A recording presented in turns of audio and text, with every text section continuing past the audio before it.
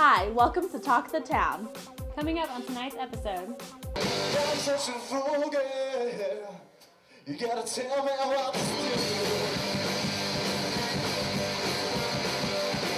do. We have a lot for you tonight, so stay tuned.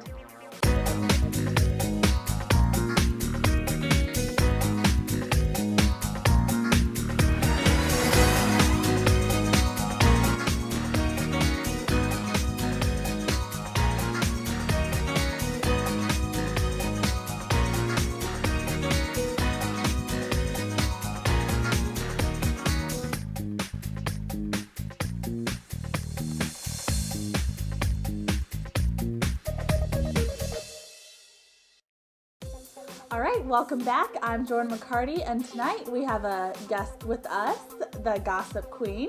Hi, I'm Cassie Zamora, and I'm going to be telling you about all the gossip I've been accumulating for the past month. She has a lot. I'm so excited. So what do you have tonight? Well, first I'm going to start off with the big one that's been going around like everywhere in all the magazines. Is this whole Chris Brown and Rihanna situation. That's a big one. It is, and it's so horrible, but it's really important people know what's going on. So, basically, it started off with a late-night phone call from a stranger who just heard a screaming shrill, who turned out to be Rihanna getting beat by Chris Brown. Allegedly, I'm sorry. Not good. The record.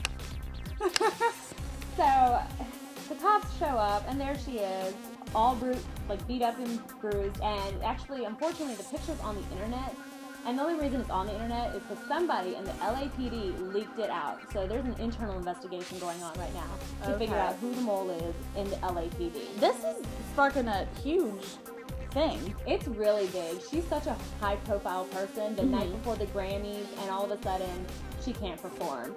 So it was pretty bad. She has to cancel a lot of her shows. He obviously is canceling a lot, and he actually made an apology a week later. Sounded really fake, but, pretty sure the publicist did it. Yeah. But they're actually just kind of keeping it low, and people are just trying to figure out what's going on. There's rumors that it was Paris Hilton that was involved, that Leona Lewis, mainly because he's flirting too much, and that he's cheating on her. Regardless, Rihanna got hurt, and that's where we are now with her. Okay.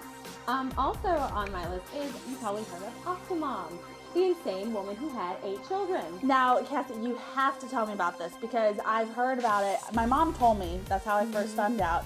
I thought that she was from a different country. She looks like Angelina Jolie. She does, and you know what? She says she didn't get any surgery, but pictures prove that she really did. And Really? Really. And she's been even trying to contact Angelina for years. So this whole, I'm not Angelina, I'm not trying to be like her, is really weak. Is she in, all with it together in the head, or? Honestly, I don't think she is, and neither does her father, who went on Oprah and said, I question my daughter's mentality. I do not blame him at all to have 8 children after already having 6, all by the same sperm donor, by the way. So she's not even married, is she? She's not. She married a man who wasn't a father to the first 6. It was all the same donor. And she tried to have a 7th child and ended up having 8. The doctor is currently under review. Wow. Okay.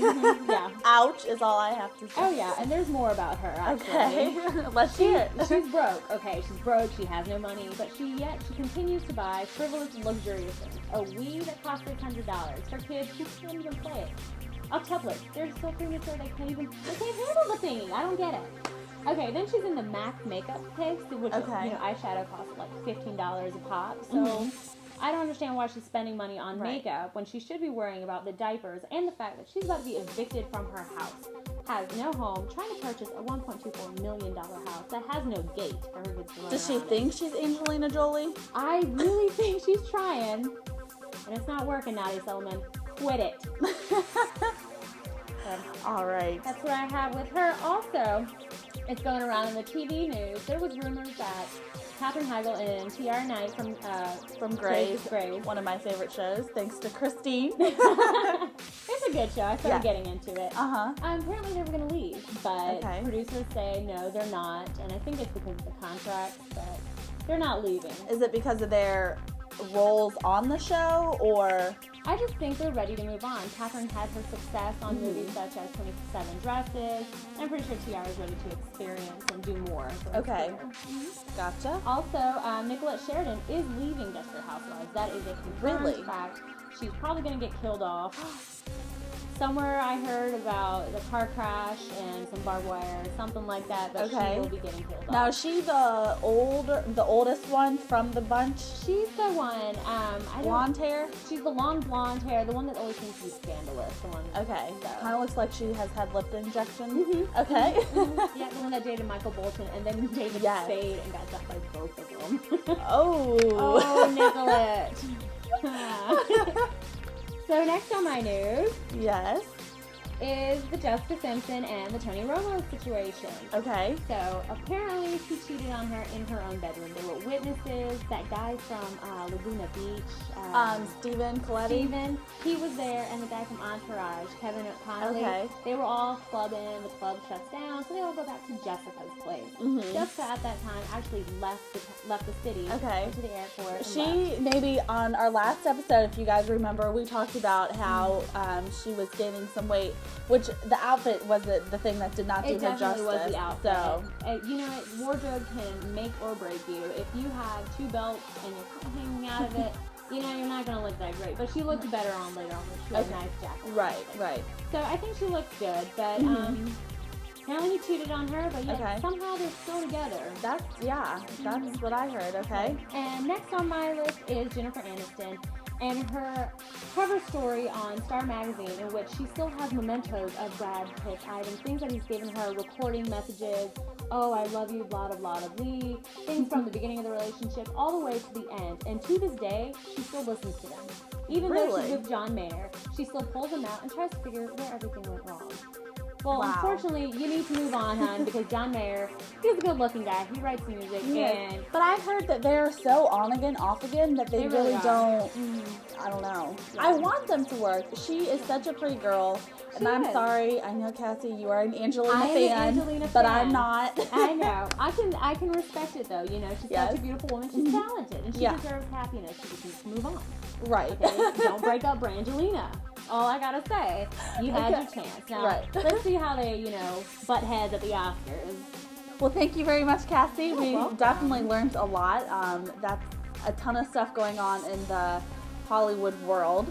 So that is it for the Daily Dig. But we are now going to send it over to our man, Brandon Foster, with the Oscar Rundown. What's up, USC? It's Sir Lucius Possum Jenkins, the third, back with you. I know the scenery looks a little bit different. Somebody's in my office right now. I can't get in it. Why they won't let me have my office? I don't know. I need my office. I need my office. Oh, but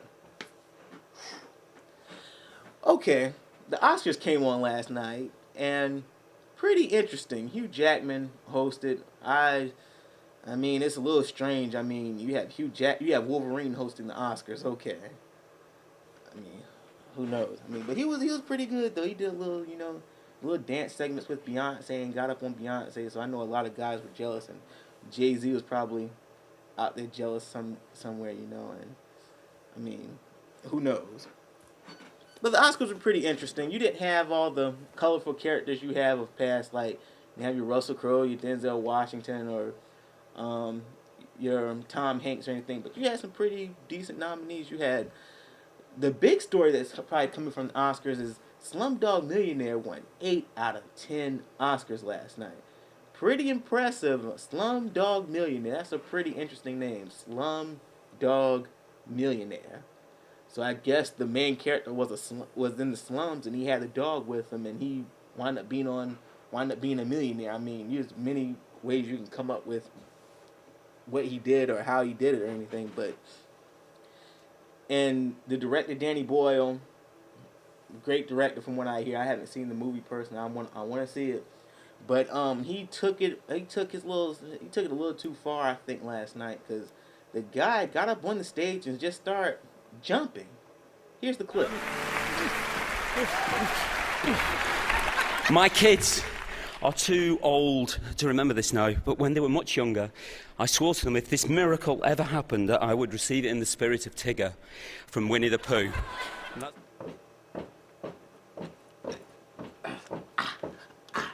Oh man, I went to step just now, dog. I mean, he was stepping better than the Omegas and the Alphas and the Kappas and the all the fraternities and sororities just now. All the Alphas and the Omegas, y'all need to get up on your game and watch what that dude was doing. Y'all can take a lot of points from Danny Boyle. Also, for best actor, Sean Penn won for Milk. You also had, I thought everybody thought that Mickey Rourke was going to win for the wrestler. He played the guy. I mean, Mickey Rourke came back in his comeback performance because he's been dead for like about the last 10 years, and he just resurrected. I mean, the guy, I mean, he has a great fashion taste. If you see, the chain he actually had on, the chain of his dog. I like Mickey Rourke. I think he's pretty cool. I loved him in Sin City. Saw some of his movies. He's actually a pretty good actor, but set of attire was pretty weird. But Sean Penn won for Milk. He played the role of Harvey Milk, the gay rights activist, and also the congressman. And I think it was set in San Francisco. It was set somewhere in California. Not trying to be funny or anything, but it was set in California. And he cut up there. Sean Penn is always, what happened to the jolly-go-lucky Sean Penn? He's always serious. I know a couple years ago he got mad at Chris Rock and he got up there. He wasn't about, I appreciate this award, thank the director, such and such. But he just got there and just was a little too serious. Chill out, Sean Penn. You can see some of the clips right now. You commie, homo-loving sons of guns. I think that it is a good time for those who voted for the ban against gay marriage to sit and reflect and anticipate their great shame and the shame in their grandchildren's eyes if they continue that way of support. Yeah, Sean Penn, I think ever since you left Madonna, you had like some kind of stick up your butt. I don't know what's going on. And also, Heath Ledger won an Oscar for his role as the Joker. Lord rest his soul. He definitely deserved it. That was one of the great movies of the year. I thought Batman Begins should have been nominated for a best picture and original screenplay Oscar, but I think Oscars has something against superhero movies for some reason, because not every superhero movie is cheesy, and that movie was really good, and I really enjoyed it. And also, here's the Joker with a couple of remarks on his award. Sir Lucius, Hey, how you get through? I hope everybody's ready for the game. I promise you that I am going to start taking Gamecocks out at every single hour of the day unless you turn yourself in. Hey, man, we're not going to have none of that stuff here at USC, man.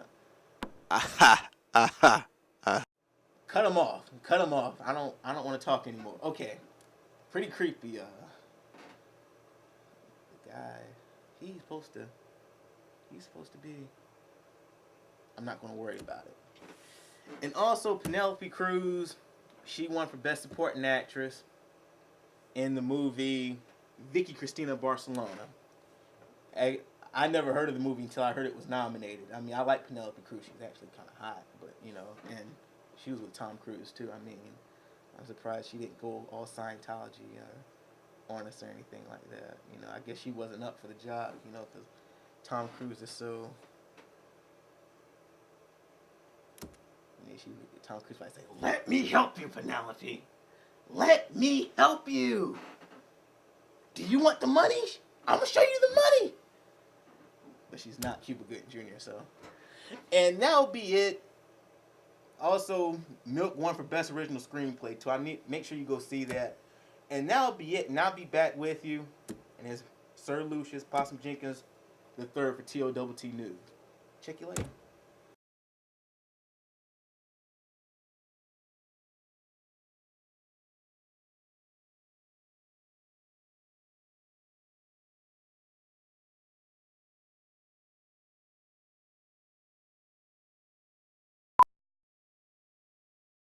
Welcome back to Talk of the Town. This week for Man on the Street, we asked students where Russell House got its name. And it's pretty interesting, the answers some students came up with. So watch this.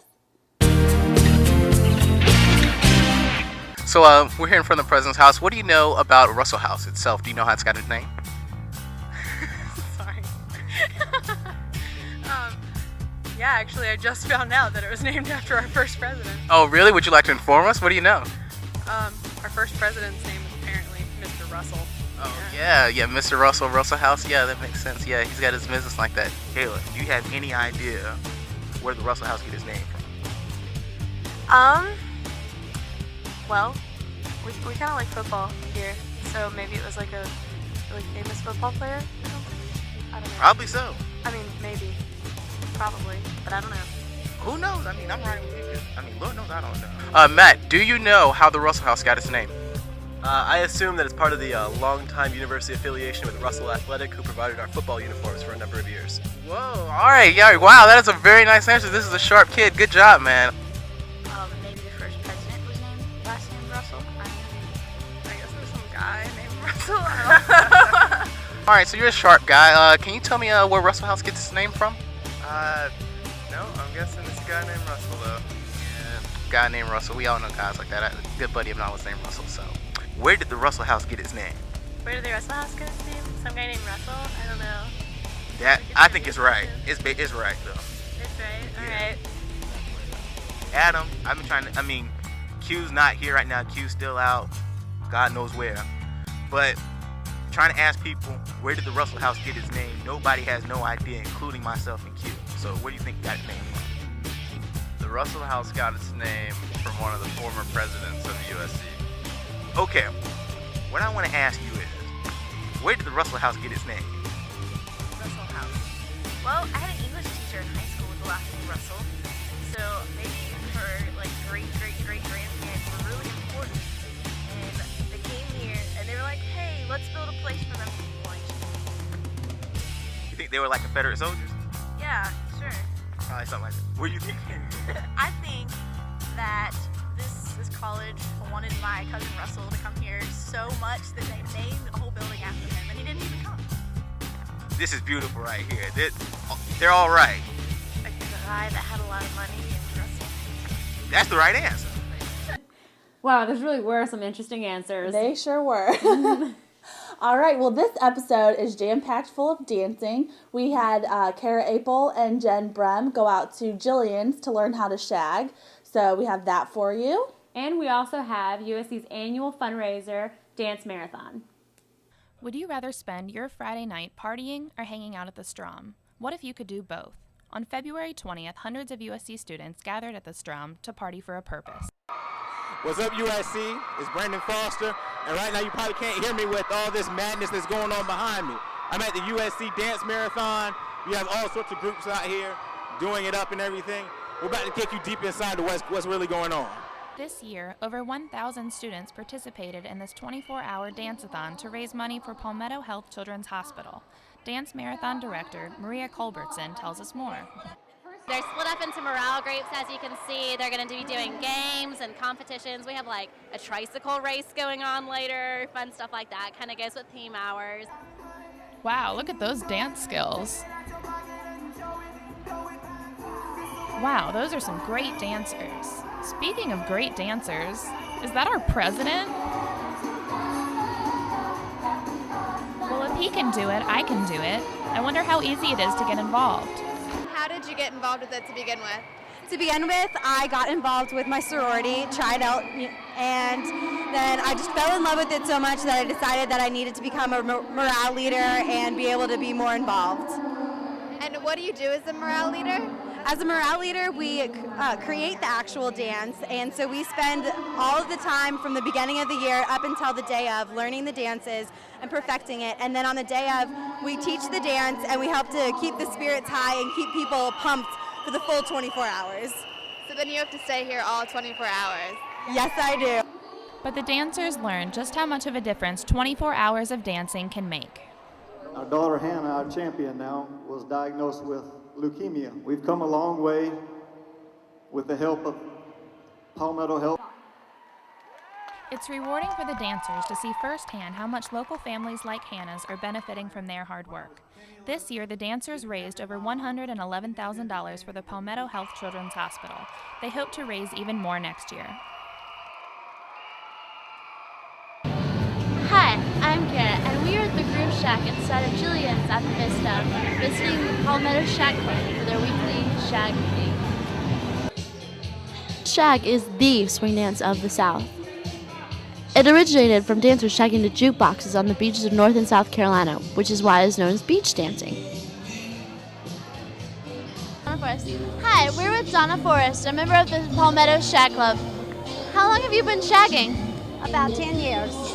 Why do you like shagging so much? A great group of people, it's a lot of fun, it's good exercise, and I love the music. Known as South Carolina's official state dance, as passed by the SC General Assembly in 1984, it is characterized by fancy footwork and smooth transitions.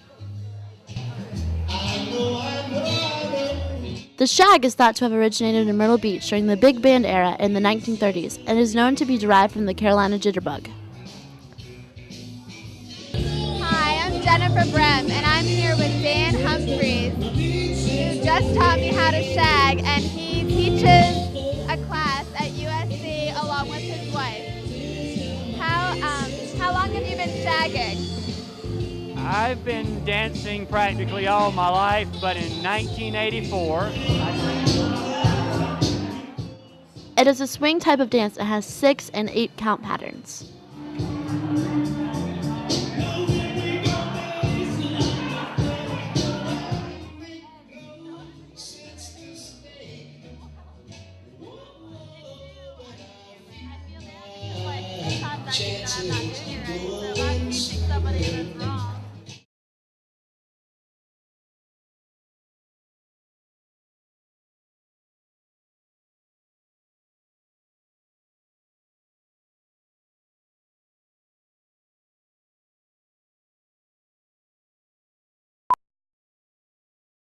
Hey, we're the Brisbones, and you're watching Talk of the Town.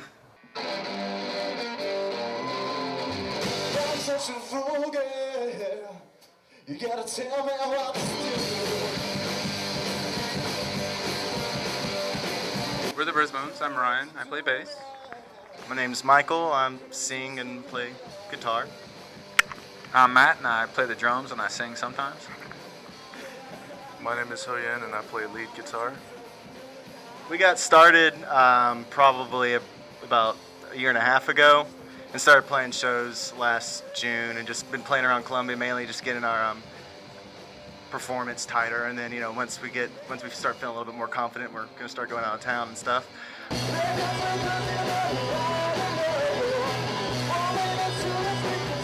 The songs are, written by us, and we have a few cover songs we'll throw in just because we have to fill up time and we're still trying to fill out the set list sort of thing. But, just stuff usually people don't listen to around here that, were an influence for us. Columbia sometimes gets down on themselves for their scene, right? But we have our own scene in this town. And there's a lot of different bands in this town. There's a lot of different types of music coming out of this town, right? But we're all like, oh, we're just from Columbia and we don't, that's no good. We have enough places to play and people support it and they find a band. It doesn't matter if you're a rock and roll band or a hip hop band or bluegrass or whatever, play these gigs together and see what happens, because somebody will get noticed, and if somebody gets noticed, the town will get noticed.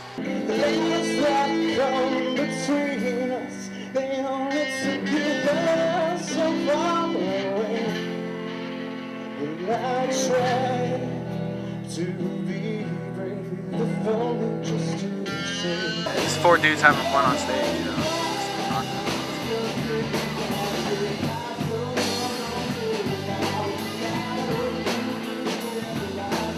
Okay, well, come see us next at Sudworks and 5 Points. We're playing on March 8th.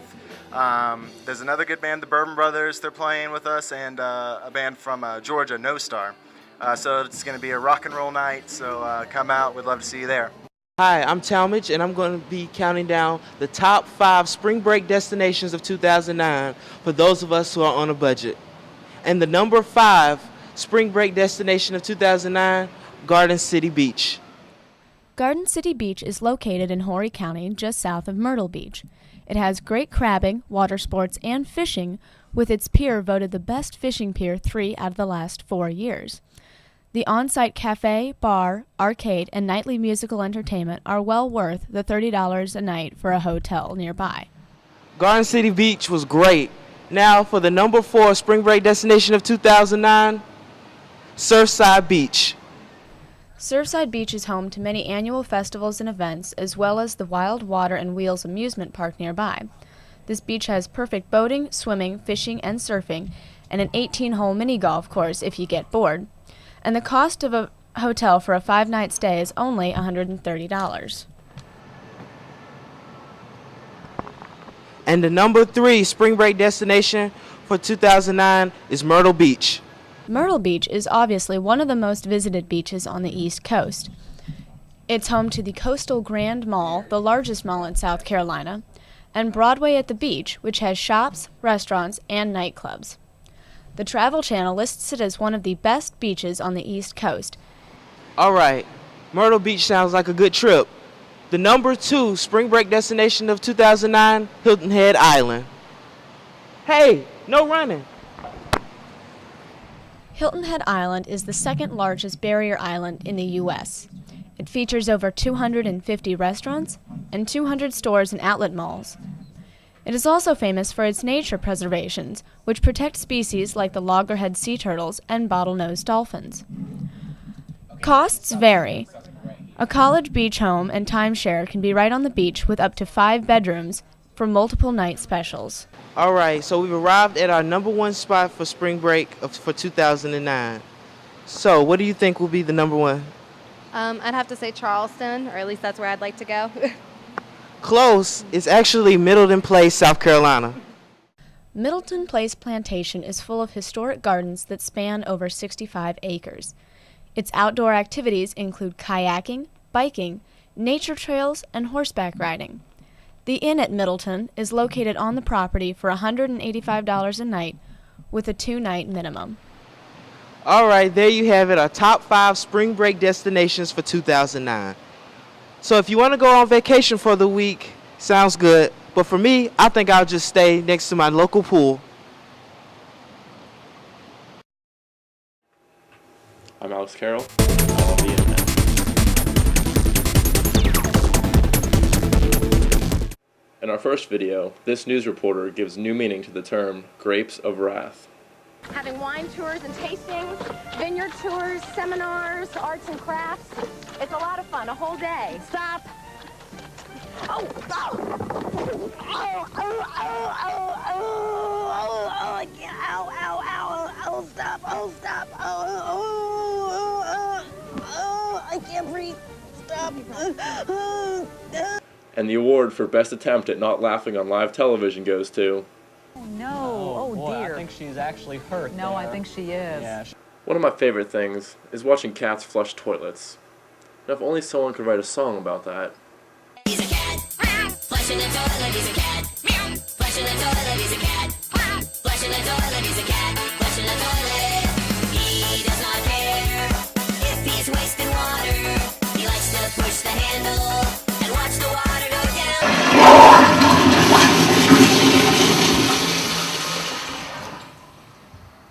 What? Flushing the toilet, he's a cat, flushing the toilet, he's a cat, flushing the toilet, he's a cat, flushing the toilet. You know, I'm feeling pretty patriotic, so instead of showing another video, I think we should just listen to the national anthem. Oh, say, can you see by the dawn's early light was so hell twilight at the last gleaming broad track, who brought us fight o'er the rapids we wanted stream and the rocket's red glare, bombs bursting in air, gave to the night that the stars were still there, or still yet wait, brave and the free. That's it for this edition of I Love the Internet. Now, if you'll excuse me, I have to update my Twitter. Wow, Alex really does know a lot about the internet. Oh, love him and the internet. All right, thank you so much for watching this episode. Please stop by 2 weeks from now and catch more of Talk of the Town. See you later.